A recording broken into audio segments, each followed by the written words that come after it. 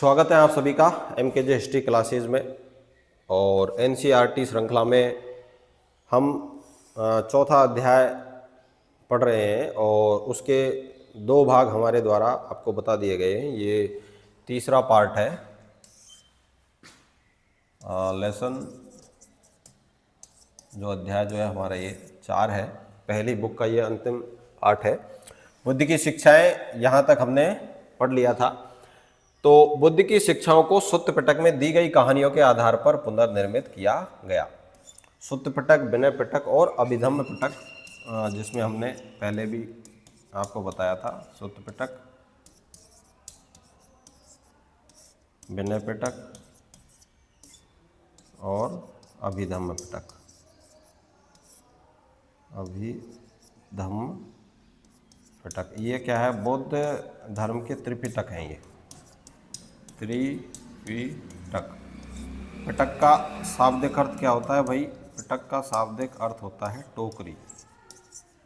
क्या होता है? टोकरी। तो इन टोकरियों में क्या है भाई?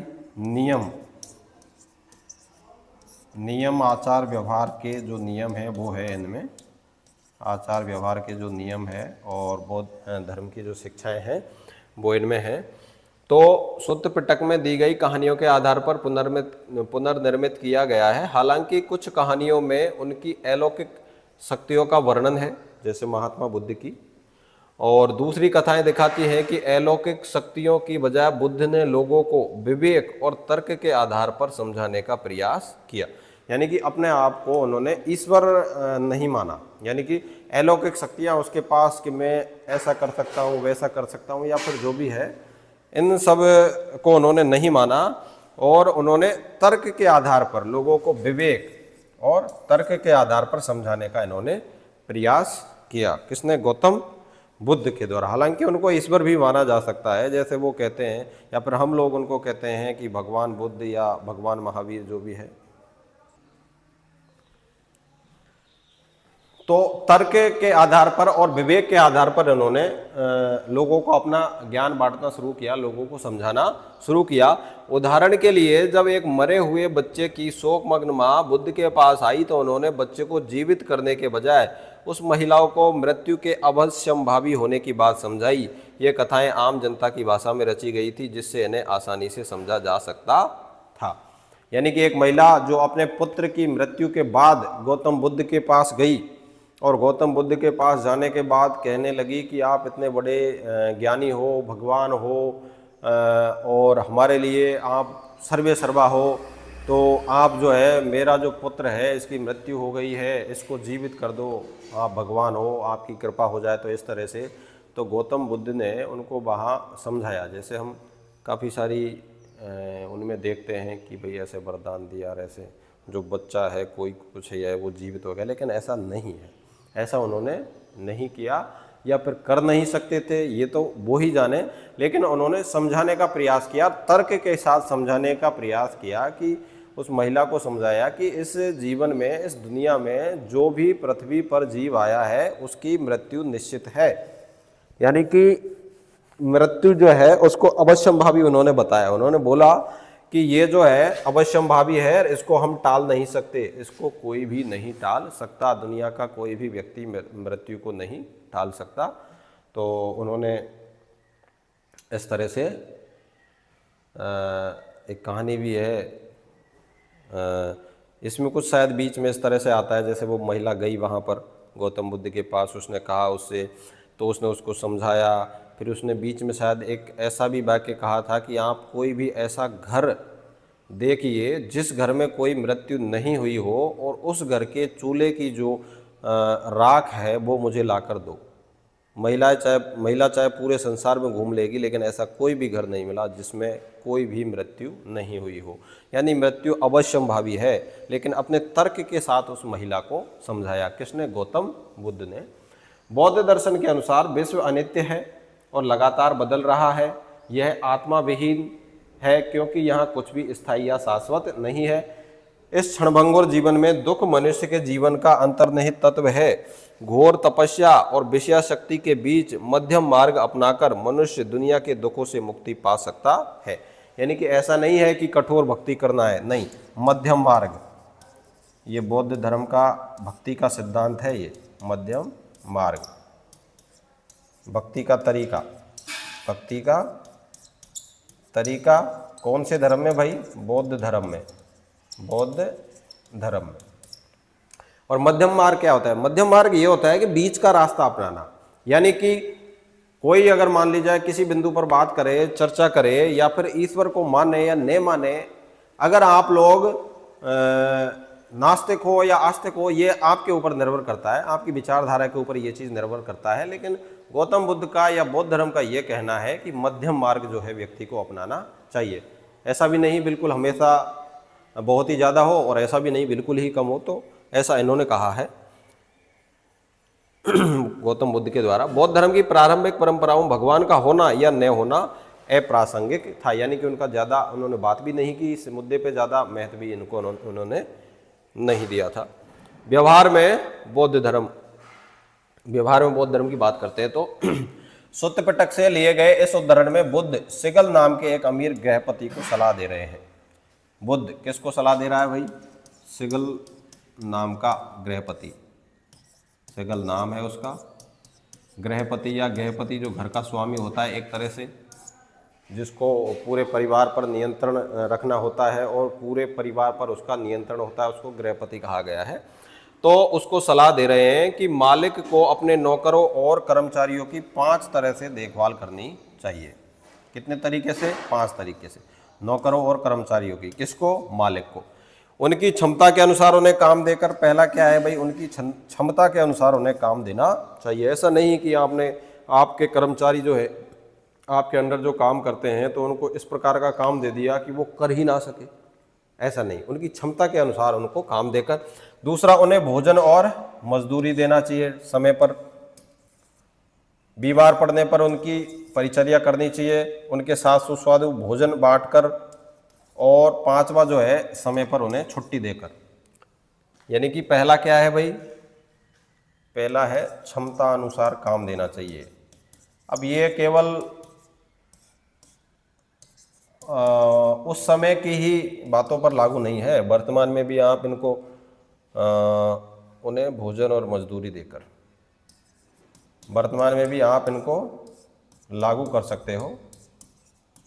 कोई भी व्यक्ति जो बड़ा धनवान है और काफ़ी सारे व्यक्तियों को अगर उसने रोजगार दे रखा है, तो वो बीमार पड़ने पर परिचर्या या देखभाल उनकी करना ज़रूरी होता है। भाई ऐसा नहीं है कि आपके कर्मचारी है तो आपने उनको छोड़ दिया बीमार, फिर उनके साथ सुस्वादु भोजन करके, यानी अच्छा भोजन करके, सुस्वादु भोजन करके, जैसे कभी पार्टी सार्टी करते हैं तो साथ में उनको भी लिया करो, इस तरह से इनके द्वारा कहा गया है। और 5वां जो है वो समय समय पर छुट्टी प्रदान करके, समय समय पर अवकाश प्रदान करके या छुट्टी प्रदान करके, अवकाश प्रदान करके। यानी कि एक व्यक्ति मान लिया जाए इतना धनी है कि उसके पास 10 या 15 व्यक्तियों को उसने रोजगार दे रखा है, तो उनके साथ उसके द्वारा किस प्रकार का व्यवहार किया जाना चाहिए उसके बारे में बताया गया है। तो महात्मा बुद्ध जो है सिगल से कह रहे हैं, और सिगल कौन है? एक अमीर गृहपति है। कौन है ये? अमीर गृहपति है। तो इससे कह रहा है भाई आप अपने कर्मचारियों के साथ 5 प्रकार की चीज़ें हमेशा अपनाओ। कौन सी? उनको क्षमता अनुसार काम देना चाहिए, भोजन एवं मजदूरी देनी चाहिए, बीमार पड़ने पर उनकी देखभाल करना भी जरूरी है, उनके साथ कभी कभी सुस्वादु भोजन करना भी जरूरी है। इसके अलावा समय समय पर अवकाश प्रदान करके भी उनको इस तरह से रखा जा सकता है। तो ये उपदेश दिए किसने? बुद्ध ने। किसको दिए? सिगल नाम के अमीर या गृहपति को। इस तरह से अपने कर्मचारियों के साथ व्यवहार करना चाहिए। कुल के लोगों को 5 तरह से श्रमणों, जिन्होंने सांसारिक जीवन को त्याग दिया है, उनको श्रमण कहा गया है। साधु भी कह सकते हैं इनको, श्रमण या साधु भी कह सकते हैं। जिन्होंने सांसारिक जीवन को त्याग दिया है, क्या कहलाते हैं वो? श्रमण। क्या कहलाते हैं भाई? श्रमण। जिन्होंने सांसारिक जीवन को त्याग दिया है। और ब्राह्मणों की देखभाल करनी चाहिए, कर्म वचन और मन से अनुराग द्वारा उनके स्वागत में हमेशा घर खुले रखकर और उनकी दिन प्रतिदिन की जरूरतों को पूरी करना चाहिए। सेगल को माता पिता, शिक्षक और पत्नी के साथ व्यवहार के लिए भी ऐसे ही उपदेश दिए गए, यानी कि अपने माता पिता के साथ आपको किस प्रकार का व्यवहार करना है, अपनी पत्नी के साथ आपको किस प्रकार का व्यवहार करना है, अपने शिक्षक के साथ आपको किस प्रकार का व्यवहार करना है, ये उपदेश दिए गए किसके द्वारा? गौतम बुद्ध के द्वारा। किसको? सेगल को।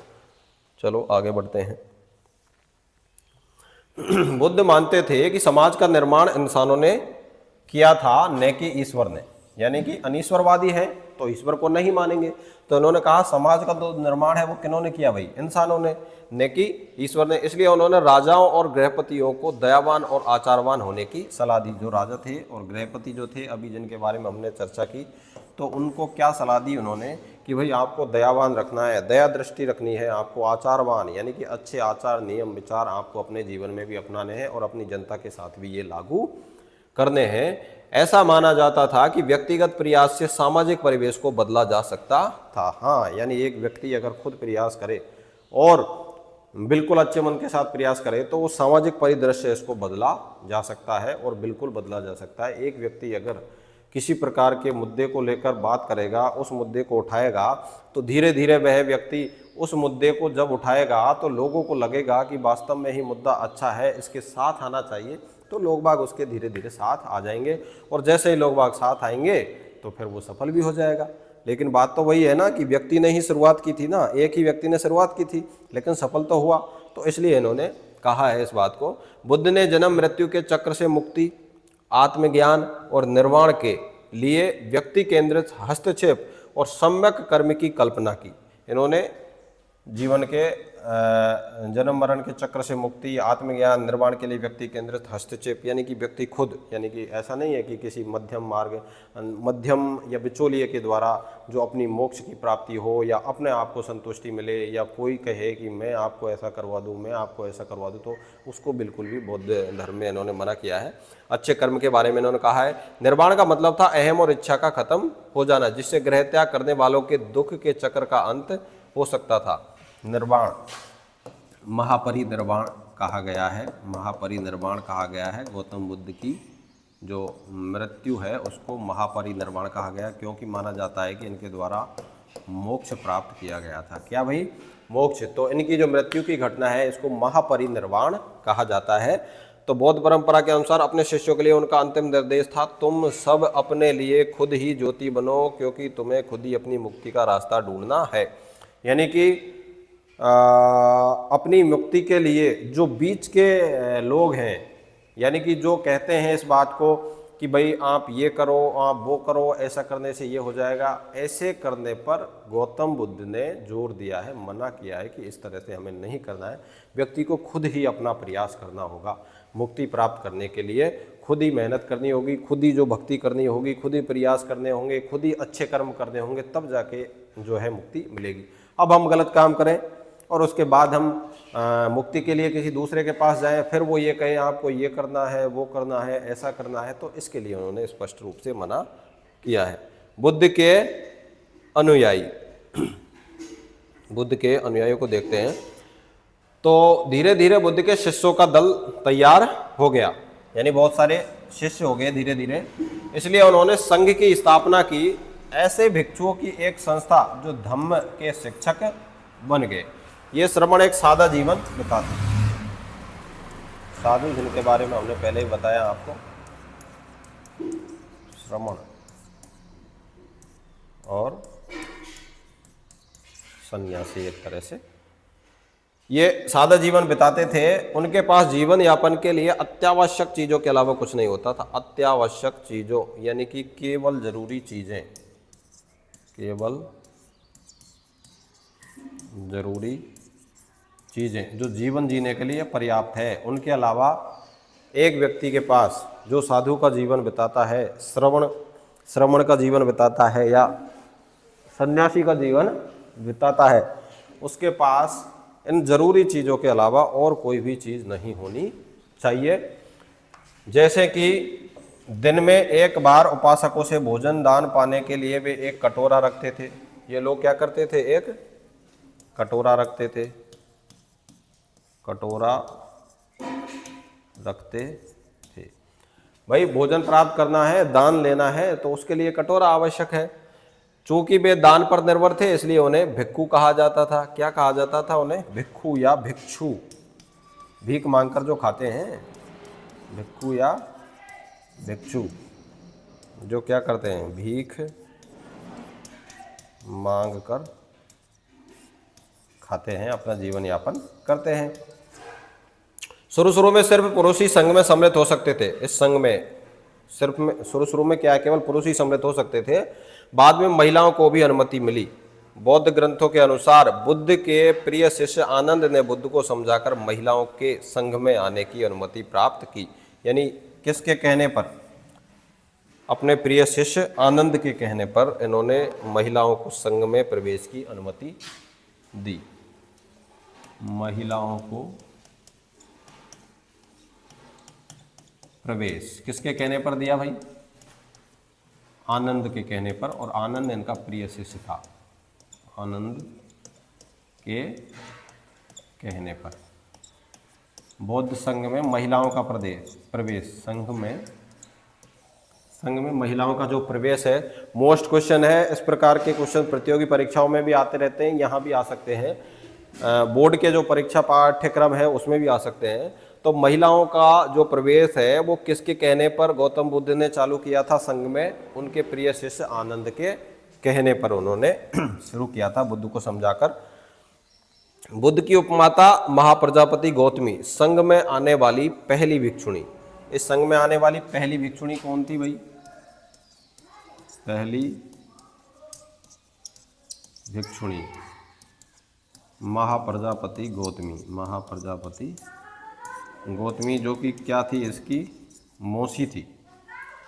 जिसका क्या हुआ कि जैसे इनकी जो माता थी उसकी 7 दिन बाद मृत्यु हो गई महामाया की, तो उसके बाद इनका जो जीवन है वो, इनका जो लालन पालन है वो इनकी मौसी महाप्रजापति गौतमी के द्वारा ही किया गया था। और ये ही पहली महिला थी संघ में प्रवेश करने वाली।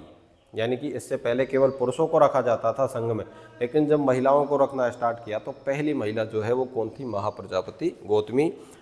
कई स्त्रियां जो संघ में आई वे धम्म की उपदेशिकाएं बन गई। आगे चलकर वे थेरी बनी, जिसका मतलब है ऐसी महिलाएं जिन्होंने निर्वाण प्राप्त कर लिया हो। थेरी किसे कहते हैं भाई? थेरी, थेरी यानी ऐसी महिलाएं जिन्होंने मोक्ष या निर्वाण प्राप्त कर लिया हो। ऐसी महिलाएं जिन्होंने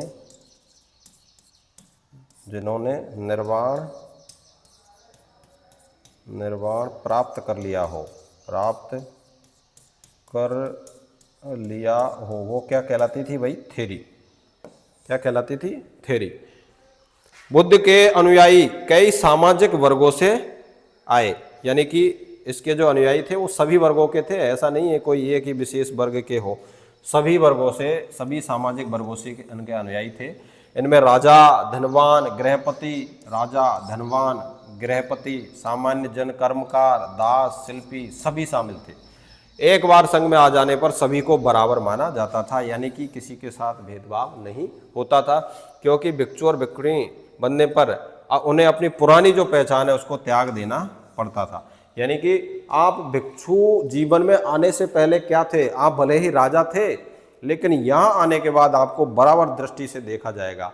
चाहे किसी भी वर्ण का व्यक्ति हो, मैं नाम लूँ तो ब्राह्मण, क्षत्रिय, वैश्य, शूद्र, किसी भी वर्ण का व्यक्ति हो, चाहे कोई राजा ही क्यों ना हो, लेकिन जिस दिन से वो संघ में आ गया, भिक्षु बन गया, उसके बाद वो जिनके साथ रहेगा उन सब के साथ समान व्यवहार किया जाएगा।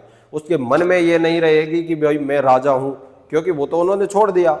उसके बाद जो है उसके साथ समान रूप से व्यवहार किया जाएगा। तो पुरानी जो पहचान है उसको त्याग देना पड़ता था। संघ की संचालन पद्धति गणों और संघों की परंपरा पर आधारित थी। इसके तहत लोग बातचीत के माध्यम से एक मत होने की कोशिश करते थे। अगर यह संभव नहीं होता तो मतदान द्वारा निर्णय लिया जाता था। मतदान भी होता था भाई, विभिन्न प्रकार की जो सलाकाएँ थी उनसे मतदान होता था। सलाका जो है मतपत्र थे, और जिनके द्वारा किसी मुद्दे पर क्या है कोई बहस हो जाती थी, तो जैसे लकड़ी की वो आती है एक डंडी सी इतनी सी बड़ी, उनको काट काट के ऐसे तैयार किया जाता था एक प्रकार से, तो उनको उपयोग में लिया जाता था। थेरी गाथा अभी हमने पढ़ा था भाई थेरी कौन थी, थेरी यानी कि जिन्हें निर्वाण प्राप्त कर लिया था, जिन्होंने निर्वाण प्राप्त कर लिया था उन्हें क्या कहा जाता था भाई, थेरी। ऐसी महिलाएं जिन्होंने, हाँ, ऐसी महिलाएं जिन्होंने निर्वाण प्राप्त कर लिया हो, ऐसी महिलाएं जिन्होंने निर्वाण प्राप्त कर लिया हो। तो ऐसी महिलाएं जिन्होंने निर्वाण प्राप्त कर लिया हो उन्हें क्या कहा जाता था भाई, उन्हें कहा जाता था थेरी। क्या कहा जाता था, थेरी। थेरी गाथा की अगर बात की जाए तो थेरी गाथा जैसे ये महिलाएं थी, उनके जो गीत थे यानी गीतों की रचना इनके द्वारा की गई थी, तो उनको थेरी गाथा के नाम से जाना जाता है। थेरी तो कहते थे ऐसी महिलाएं जिन्होंने निर्वाण प्राप्त कर लिया हो, और इन ये संगीत से संबंधित जो कोई भी गीत होते थे इनके, तो उनसे संबंधित जो चीज़ें थी उनको थेरी गाथा कहा जाता है। 1200 के लगभग इनकी जो ये गीतों की थी, 1250 के आसपास, 1250 या 1267 63 कुछ ऐसा है, कन्फर्म मुझे नहीं है। इस तरह के गीत जो महिलाओं के थे उनको थेरी गाथा कहा जाता था। तो यह अनूठा बौद्ध ग्रंथ सुत्त पिटक का हिस्सा है। इसमें भिक्षुणियों द्वारा रचित छंदों का संकलन किया गया था। वो छंद जिनके बारे में बात कर रहा हूँ लगभग 1250 से 1300 के मध्य के हैं, एग्जैक्ट मुझे याद नहीं है। इससे महिलाओं के सामाजिक और आध्यात्मिक अनुभवों के बारे में अंतर्दृष्टि मिलती है। पुन्ना नाम की एक दासी अपने मालिक के घर के लिए प्रतिदिन सुबह नदी का पानी लेने जाती थी। पुन्ना नाम की दासी, दासी का क्या नाम है भाई, पुन्ना। वो अपने मालिक के लिए क्या करती है भाई, पानी लेने जाती है हर सुबह, यानी कि रोजाना। वहाँ वह हर दिन एक ब्राह्मण को स्नान कर्म करते हुए देखती थी। एक दिन उसने ब्राह्मण से बात की।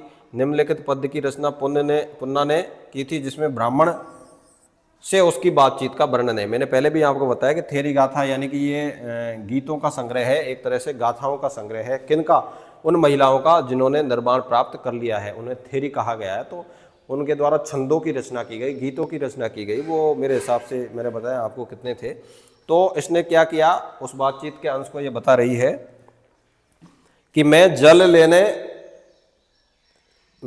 ले जाने वाली हूँ, यानी कि मैं जल लेकर जाती हूँ। कितनी भी ठंड हो मुझे पानी में उतरना ही है, सजा के डर से, यानी कि मालिक के डर से।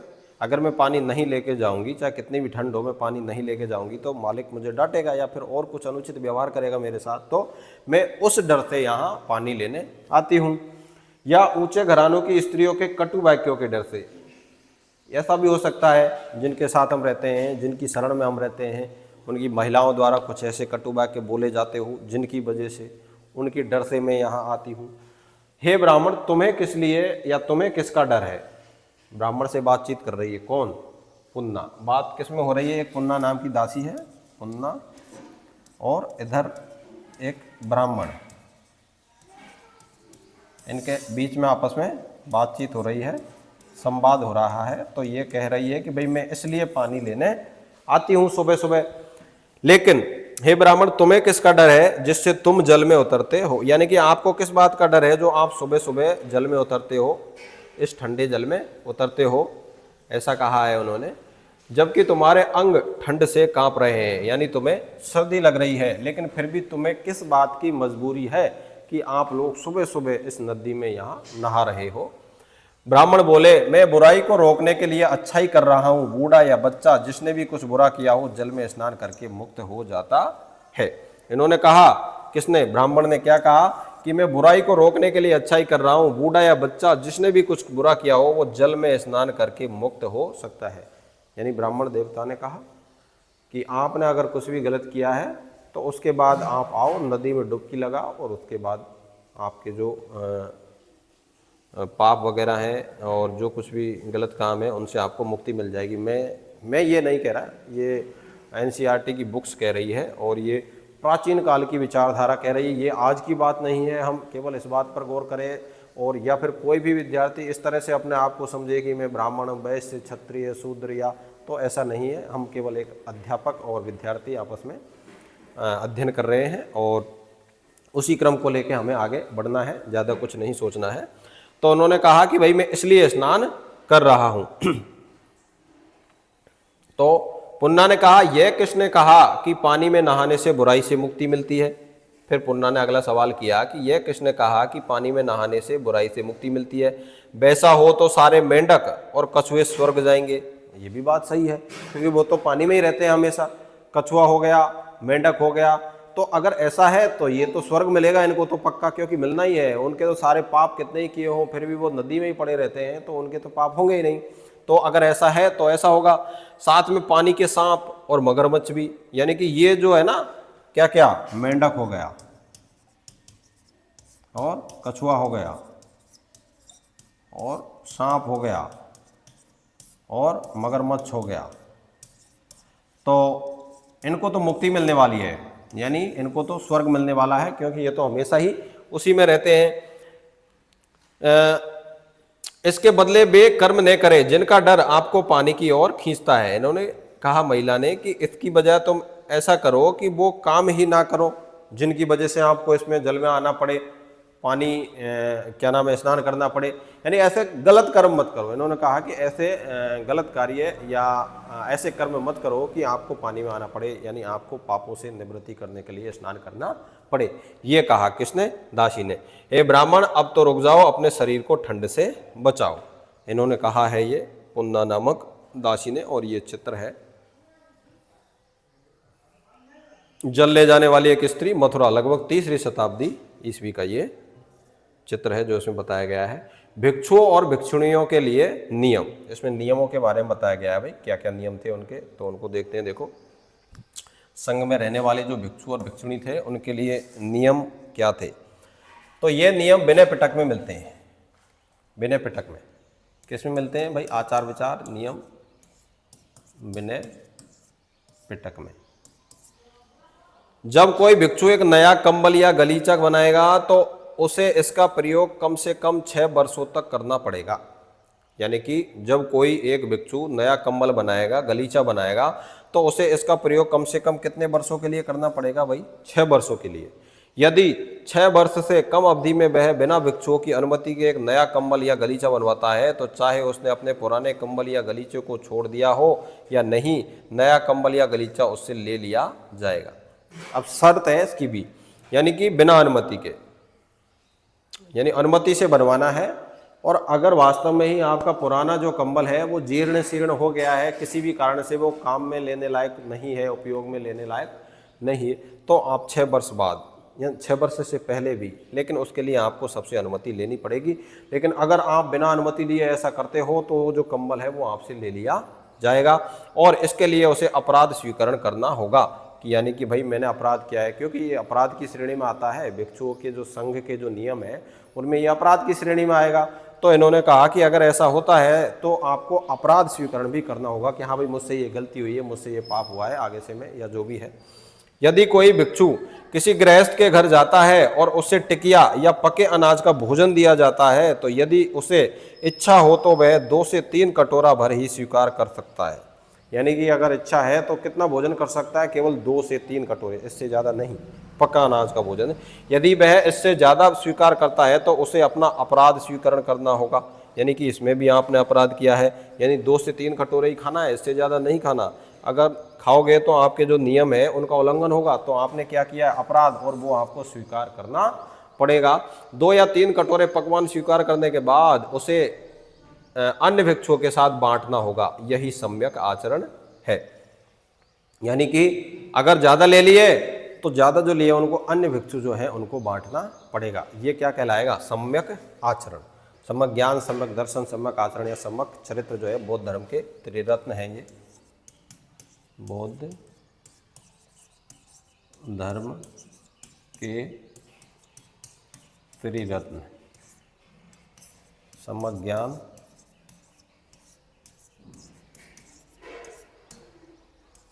सम्यक दर्शन और सम्यक चरित्र या आचरण भी कह सकते हैं। सम्यक चरित्र या सम्यक आचरण, ये क्या है? बौद्ध धर्म के त्रिरत्न है। तो ये सम्यक आचरण, अच्छा आचरण या अच्छा व्यवहार में ये आएगा कि भाई आपने ज़्यादा ले लिया तो ठीक है, और लोगों को बांट दीजिए। यदि कोई भिक्षु जो संघ के किसी विहार में ठहरा हुआ है प्रस्थान के पहले अपने द्वारा बिछाए गए या बिछवाए गए बिस्तरे को न ही समेटता है और न समेटवाता है, या यदि वह बिना विदाई लिए चला जाता है तो उसे अपराध स्वीकार करना होगा। यानी किसी बिहार में कुछ संघ के किसी बिहार में ये दो शब्द भी आएंगे भाई, बिहार, और इसके बारे में भी हम बात करेंगे। देखो थोड़ा सा इसको ऊपर ले लेते हैं, बिहार के बारे में बात करेंगे। कहीं बिहार में ठहरा हुआ है, बिहार निवास स्थान, बौद्ध धर्म में बिहार किसको कहा जाता है? बिहार निवास स्थान को, निवास स्थान को, यानी कि जहाँ लोग रहते हैं, एक तरह से साधु संत रहते हैं, उसको बिहार कहा गया है। और चैत्य भी आता है, तो चैत्य किसको कहा जाता है? जहाँ पूजा होती है, पूजा स्थल को क्या कहा जाएगा भाई? चैत्य। तो ये आपको याद रखें, एक तो बिहार किसको कहते हैं? निवास स्थान को, और चैत्य किसे कहते हैं? पूजा के स्थान को। तो अगर कोई बिहार में ठहरा हुआ है, प्रस्थान के पहले अपने द्वारा बिछाए गए या बिछवाए गए बिस्तर को वो अगर समेटता नहीं है या किसी और से नहीं समेट पाता है तो क्या होगा? और उसे अपराध स्वीकार करना होगा। और अगर बिना विदाई के भी चला जाता है, यानी कोई बिहार में गया, जाने के बाद सुबह वो उठ के खड़ा होकर चला गया, ना तो उसने किसी को बताया, यानी कि बिना विदाई लिए, तो वो एक अपराध में आएगा और उसको अपराध जो स्वीकरण है वो करना पड़ेगा। बुद्ध के जीवन काल में और उनकी मृत्यु के बाद भी बौद्ध धर्म तेजी से फैला। इसका कारण यह था कि लोग समकालीन धार्मिक प्रथाओं से असंतुष्ट थे, यानी उस समय जो प्रथाएं चल रही थी उससे असंतुष्ट थे, तो लोगों को परिवर्तन की जरूरत थी। तो जब परिवर्तन लोगों को दिखा तो उन्होंने इसको अपनाने की कोशिश की, इसके जो विचार थे उनको अपने जीवन में अपनाने का प्रयास किया। और उस युग में तेजी से हो रहे सामाजिक बदलावों ने उन्हें उलझनों में बांध रखा था। बौद्ध शिक्षाओं में जन्म के आधार पर श्रेष्ठता की बजाय जिस तरह अच्छे आचरण और मूल्यों को महत्व दिया गया, उससे महिलाएं और पुरुष इस धर्म की ओर आकर्षित हुए। जैसे पहले जन्म पर आधारित थी ना व्यवस्था, जन्म पर, तो उसको बदला इन्होंने। और इनकी विचारधारा ये थी कि भाई कर्म आपका जो है वो प्रधान है, कर्मवाद पर बल दिया इन्होंने कि अच्छे कर्म करो और अच्छे कर्म करने से ही आपकी मुक्ति संभव है। खुद से छोटे और कमजोर लोगों की तरफ मित्रता और करुणा के भाव को महत्व देने के आदर्श काफी लोगों को भाए। यानी कि ये भी इनकी विचारधारा में या इनके नियमों में शामिल था कि आप अगर शक्तिशाली है तो आपसे जो छोटे हैं उनके साथ आप आदरपूर्वक व्यवहार करो, अच्छा व्यवहार करो, मित्रतापूर्ण व्यवहार करो, उनके साथ दयापूर्वक व्यवहार करो। तो ये इनके जो नियम थे बौद्ध धर्म के, और जो इतने अच्छे थे कि लोग बरबस ही इनकी ओर आकर्षित हो जाते थे अपने आप जो है, और उस समय ज़रूरत भी थी, तो इसीलिए इसको अन्य लोगों ने या ज़्यादा लोगों ने अपनाने का काम किया। स्तूप और इसका अध्ययन हम अगले वीडियो में करेंगे भाई। ये शायद इसका हमारा 4th वीडियो रहेगा, 4th पार्ट रहेगा ये हमारा, इसका लेसन 4th। ठीक है भाई। इससे पहले हम 3 वीडियो आपके लेकर आ चुके हैं, आपके लिए लेकर आ चुके हैं। अब आप किस प्रकार का रेस्पॉन्स देते हो ये आपके ऊपर निर्भर करता है। मैं तो यही कहता हूँ हमेशा जीवन में आगे बढ़ते रहो, मेहनत करते रहो। बहुत बहुत धन्यवाद।